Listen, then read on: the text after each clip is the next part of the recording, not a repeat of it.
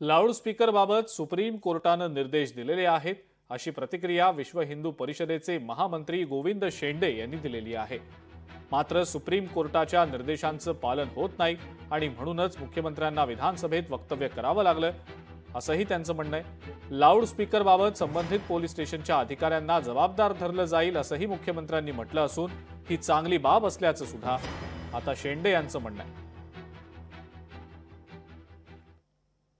Loudspeaker वरती जे काही विधानसभेमध्ये मुख्यमंत्र्यांचं स्टेटमेंट आलेलं आहे ते स्वागत योग्य आहे। पर्यावरणाच्या दृष्टीने सुप्रीम कोर्टाने पण याच्या आधी अनेकदा याचे निर्देश दिले आहेत, त्याचं डेसिबल निश्चित करून दिलेलं आहे।